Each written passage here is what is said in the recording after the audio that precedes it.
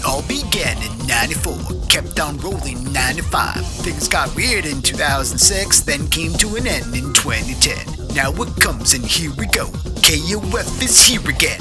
Nothing's gonna stop cause it's 2022? Look, I tried. Welcome to another episode of What Happened, a show that looks at upcoming release lists to see if it can harness the vague, mysterious power of algorithmic synergy.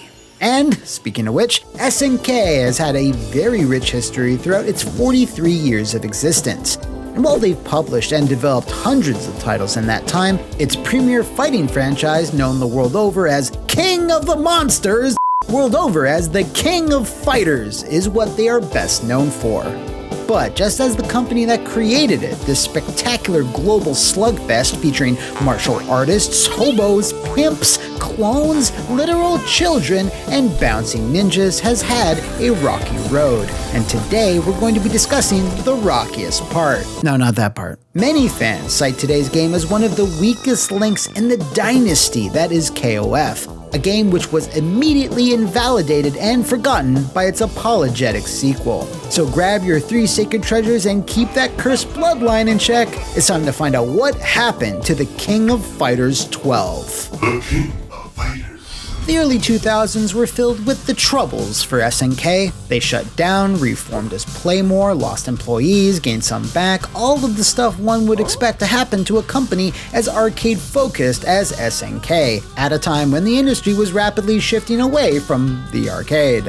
One unexpected highlight was the surprise success of KOF Maximum Impact. Maximum Impact! A 3D spin-off co-developed by Noise Factory that thrust a bunch of poochies right into fans' faces, whether they wanted them or not. It went on to sell over 100,000 copies worldwide on the PS2, which was an improvement over the last few KOF titles at retail. Following the success of Maximum Impact, KOF Maximum Impact 2, or KOF 2006 for you North Americans, was announced and offered a lot of new characters, content, bizarre costumes, and was also pretty unbalanced. Yo, I see you, Armor Ralph! Oddly, before MI2 could even release, SNK would also announce a next-gen Maximum Impact 3 via press release at TGS 2005. Damn! Extremely soon after that, in an attempt to get this spin-off sub-series over with hardcore Japanese fans that had clucked their tongues and stroked their beards at the series' shift to 3D art and 1v1 gameplay, a more competitive arcade edition of MI2 dubbed Regulation A was released in game centers and on the PS2 in the summer of 2007. It brought back the traditional 3-on-3 format, dropped the single-player story modes, and threw a handful of new characters in, just cuz. Regulation A was also scheduled for international release, but these plans were dream cancelled for undisclosed reasons. Looping back on Maximum Impact 3, despite being eagerly announced ahead of MI2's release, it obviously never happened. Where did it go? Falcoon, the character designer and producer of the Maximum Impact series, left SNK for unknown reasons, which could have been related to MI3's cancellation. Even more tangentially related is the failure of Samurai Shodown Sen, a new 3-dimensional entry in the weapons-based franchise that struck arcades with a dull clunk in 2008, getting received extremely poorly by basically everyone. The specifics of this time frame at SNK are unclear, and this is speculation on my part, but this may all have contributed to SNK then pumping the brakes on new 3D titles and Falcoon leaving the company. Then, suddenly, King of Fighters 12 was unveiled at the 2008 Arcade Operators Union Amusement Expo, or AOU for short, in Japan, and showed off a distinct 2D visual style that prioritized fluid animation as well as bold new sprites. Some fans felt that the characters appeared somewhat jaggy and low-res compared to the insanely good-looking stages, but people generally welcomed a brand new traditional-looking KOF game, as other series like Street Fighter had degraded themselves with an unholy union to filthy polygons. The game's producer, Masaki Kukino, said, Up to version 11, the series succeeded and capitalized on its legacy artwork, but everything had to go when shifting to a new style. This decision to wipe the sprite slate clean may have also come from the negative reaction fans had to the remake KOF 94 Reboot, which filtered the ever-loving shit out of the character art and subbed in new 3D backgrounds for some reason. I don't really remember this version, but I mean, it can't be that bad. Wow. Okay, anyway. SNK realized that if they were going to bring KOF into a new generation, the series needed a visual overhaul. However, 2D game development had changed over the last 10 years, and the old methods they had used to make sprites wouldn't necessarily get them the high-fidelity results they were looking for in the HD era. The team opted to animate the game's cast in 3D, then use those 3D animations as a base to painstakingly create the sprites pixel by pixel, frame by frame. This produced a stunningly fluid effect that blew older sprite-based fighting games out of the water, an effect called rotoscoping, as seen in Prince of Persia or the Take On Me music video. The downside was that this was a mind-numbingly slow process that sent ripples or even waves across the entire project. Kukino went on record in multiple interviews explaining just how much work was being poured into all this 2D artistry.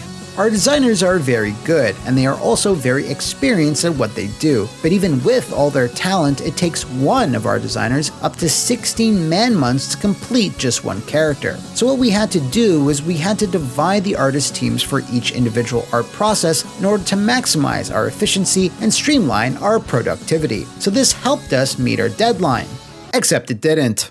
KOF 12 was scheduled to have its first Japanese location test in April of 2008, and once the data from that test was collected, they would work towards polishing the game all the way up to its final release. The location test was then delayed to later in the year, and with it, the entire game. SNK reasoned that if they had pushed forward with this original timeframe, then they would have wound up releasing the game with less than 20 characters, which was deemed unacceptable. Thus, the game slipped to a nebulous TBA. Now, since it apparently took a year to fully complete a single character, this delay, as you can imagine, was more sizable than Team Ikari's biceps. It wasn't until March of 2009 where Ignition Entertainment, oof, that's a blast from the past, announced that they would be handling the worldwide publishing duties of KOF 12, and it would release later that year. Now, any particular reason as to why? Well, it was due to the fact that the franchise was celebrating its 15th anniversary, and if you're familiar with this show, any game that gets saddled with an anniversary release year winds up on this show. It seems like 2009 was ironclad because there was a lot of material SNK had to cut from KOF 12 to make that deadline, material that would have surely started this new era off on a much better foot. 3 nameless brand new fighters were dropped from the roster altogether. The Ikari Warriors had their designs changed at the last minute to be almost identical, so they could cut down on unique frames, and perhaps worst of all, fan favorites, some having been around since the beginning, were completely MIA. Sounds like you guys are having a great party. Why wasn't I invited? It was a weird omission because newer KOF characters like Ash and Shen Wu had made the cut, but K-Dash, Maxima, Yuri, King, and Mai, that's almost 2 entire teams, did not. There is data on the disc suggesting that they and other fighters were at one point planned, but were never completed. I'm sure many of you out there might remember the homegrown grassroots campaign, No Mai, No Buy, which was shouted loudly from the rooftops by SNK's most ardent and horny fans.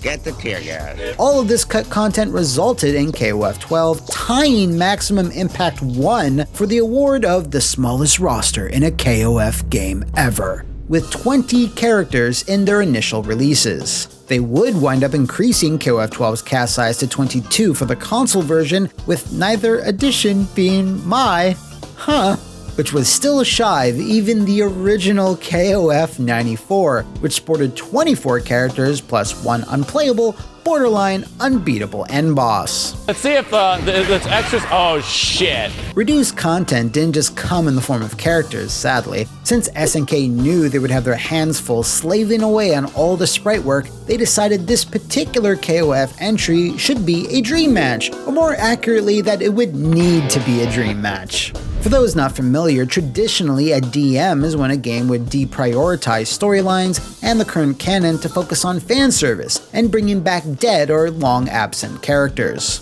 I say traditionally because 12 didn't bother with the bringing back the cool characters part. There were 0 bosses, no substantial cutscenes or character dialogue, and everyone had the exact same ending, and Jesus, this ending! You know what? In fact, roll the clip! Amazing! Now in terms of newcomers, well, there was only one, and he wasn't even all that new. This was Raiden's first KOF, but he hailed from Fatal Fury originally, so yeah, I think he barely counts. Background saw similar, devastating cutbacks. While all of them are lavish, unique, and bursting with high-quality animation, SNK only included 5 unique stages and 1 nighttime variant stage, which is just, I don't know, kind of depressing. Even if you group the roster into the traditional 3-person teams, there still even wouldn't be enough locations to represent each one. And oh, I almost forgot, teams. The select screen in 12 was unmitigated chaos. If you wanted to choose Team Japan, for example, you had to play Where's Waldo to find them. And despite maintaining the 3v3 format, the game actually de-emphasized teams in general in terms of presentation. It's a minor thing, I know, but it just showed how rushed KOF 12 was in certain respects. The real kicker to all of this, though, was that this was originally intended to be the send-off for the current storyline, with its sequel intended to be the dream match. As SNK's eyes started to bulge out of their skull as they looked upon the mammoth amount of work they had given themselves, they realized they had to pull an old switcheroo, as it was the only viable call they could make. There was one other aspect about KOF 12 that many out there might have forgotten, and I don't blame you. Online play. What? KOF 12 had online play? No, not really. While fighting game netcode has come a long way since 2009, even in its day, KOF 12 was considered abysmal, with many fans citing numerous problems such as long wait times, connection errors, and incredibly laggy play. So, when the game launched in July of that year, fans had to wait months for the very first patch to address these issues, which is an eternity in fighting game time. Thus, its popularity in the online space quickly fizzled out. When you look at all these issues, it really all comes down to time management. The laborious process of painting over 3D models is what doused this game's flame before it could ever even start burning. Fortunately, the gameplay was largely unaffected. KOF 12 felt different but solid, especially when you consider the number of new elements that added depth to the fighting system, like clashes and critical counters. All in all, a solid gameplay foundation on which to build upon. Unfortunately, the threadbare content and pittance of a roster couldn't be ignored, and KOF 12 got trounced for it. Between the poor online experience and the game only featuring a brief stripped-down arcade ladder as far as single-player content goes, it got slapped with a lot of room temperature reviews by most major outlets, sitting pretty in the lavish range known as mixed. Sales weren't much better. In Japan, it pile-drived itself towards the bottom of SNK sales data by delivering the worst first-week launch for a mainline KOF title, selling just under 18,000 units across both platforms.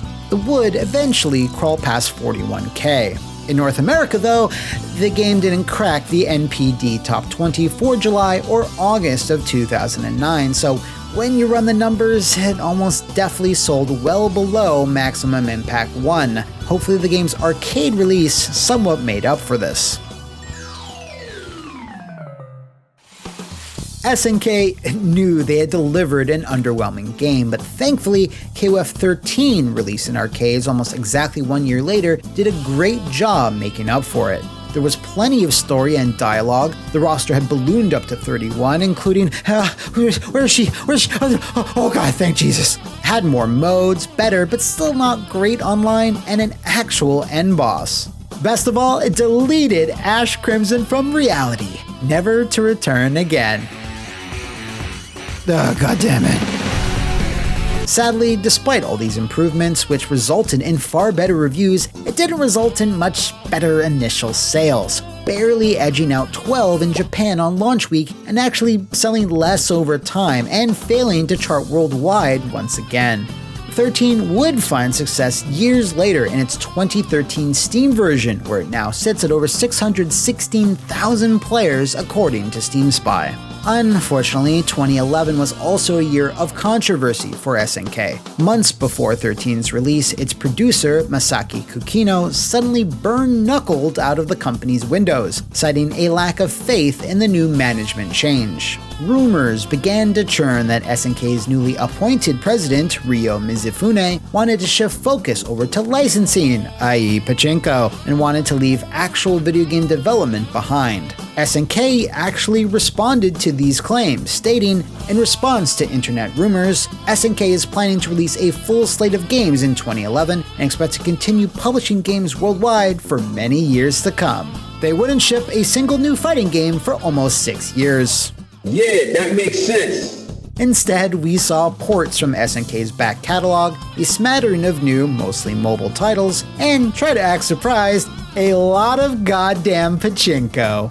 It was not what I wanted! It could very well be that 12 and 13 were so unprofitable that it pushed SNK's higher-ups to look to other ventures, but thankfully, it doesn't really matter anymore. In 2022, the company's in a better position than it's been in a long time, bolstered by a steady lineup of new titles and stronger ports of their classics. Hell, they've even been making some interesting moves with their non-fighting game IP. While their mission statement of making the ultimate 2D fighter with 12 and 13 was an incredibly admirable one, it ultimately wouldn't pan out, like in terms of making money. That said, in a refreshing change from what I usually cover on this show, the mistakes made during this era thankfully didn't fully KO the company. KOF 15 is here, so that's great. Now bring back Fatal Fury! If you know of any other button bashers, good or bad, I can cover on this show, make sure to check out my worst fighting game series. Sound off in the comments below, over on my Twitter, or grab an invite to the Flophouse VIP Patreon to nominate what I'll be tackling in the future. See you next time, and thanks for watching!